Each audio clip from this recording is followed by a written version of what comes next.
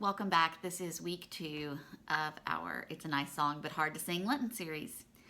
And today, our scripture may not seem that hard, but when we get into it a little more, you'll see that it really is.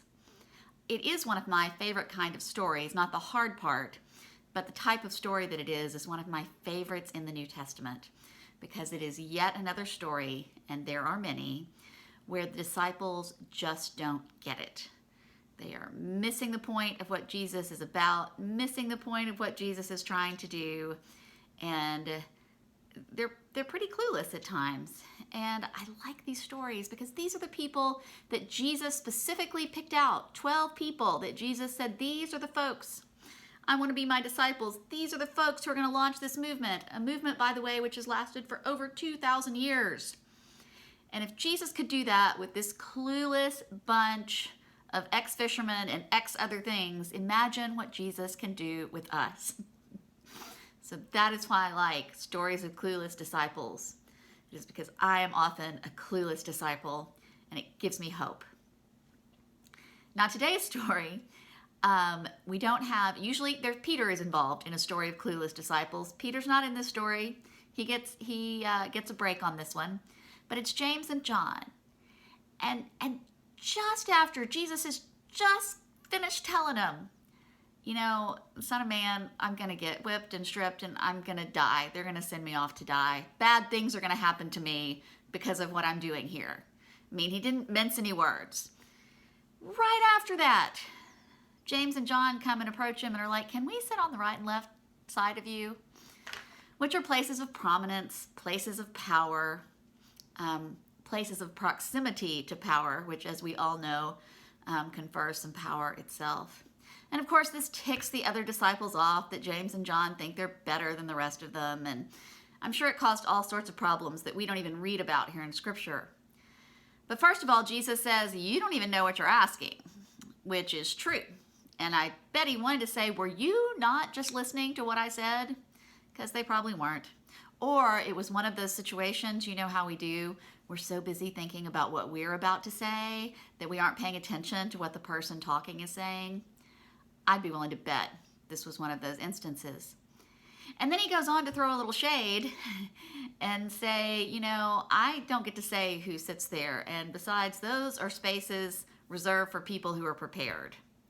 He's basically saying, you guys are not prepared. You aren't getting this. It's not gonna be your place. But then he goes on to say, and he talks about how they are missing the point. He's trying to explain that this is not about being in charge. It's not about power or proximity to power, but the Son of Man came to serve, not to be served, and that we are called to serve.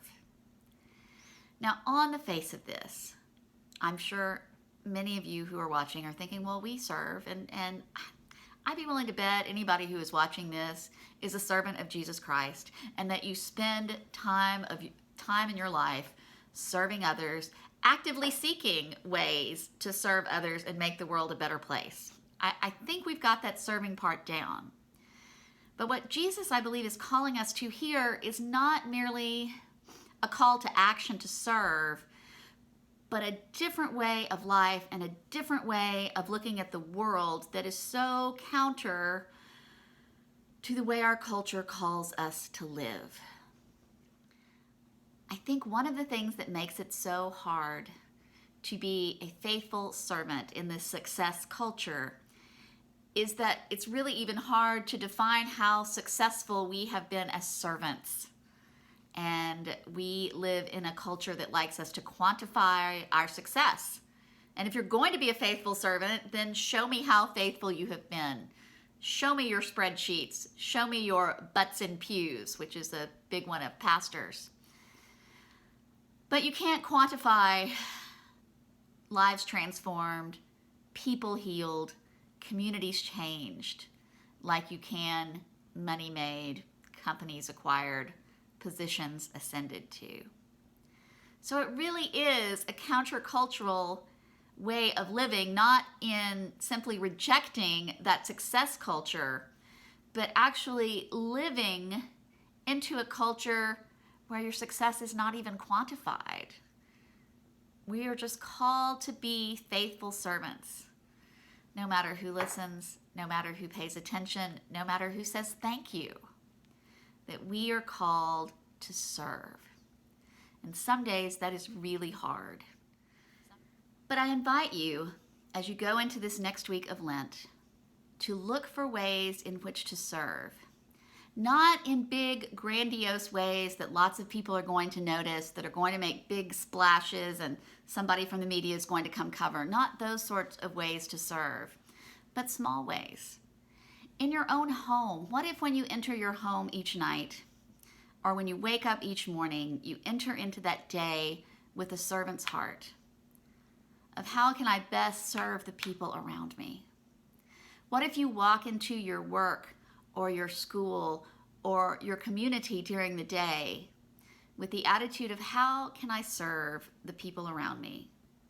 Not how can I forward my own agenda, not how do I get ahead, not even how do I make things happen, but how can I serve the people whom I'm encountering? That is a radically different way of interacting with the world. It is very different from the way most people go into their day. It is very different from the way most people go about their lives. So this story today, it is a nice song, but it is hard to sing because I believe it calls us into that radical way of living. How can I serve you today? Years ago, when my grandmother was towards the end of her life and she was in a nursing home due to some health concerns, and she didn't feel good and she didn't want to be there, and she was very irritable and unpleasant to be around, which is understandable given the circumstances. But in that same nursing home, there was this delightful woman who would wander around every day and go from door to door in the nursing home and poke her head in and say, "May I help you?" And she'd go to the next door, "May I help you?" And most people would say, "No, thank you." Or sometimes people would say, "Yes, I'd like a glass of water," or "Could you get the nurse?" And she would do whatever anyone asked her to do. And one day I was there and she was at my grandmother's door and she said, "May I help you?" And my grandmother said, "No." And she looked at me and she goes, "That woman is crazy." Know that if you go out into the world with the heart of this woman who was sincerely living as a servant, seeking out those she could help, know that there are some people who are going to think you're pretty crazy. But that's okay. I think Jesus mentions that several times in the Gospels as well.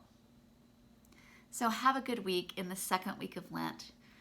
Go forth with a servant's heart.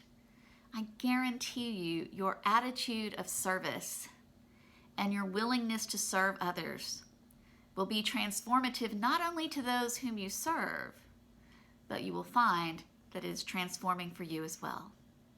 Have a blessed week.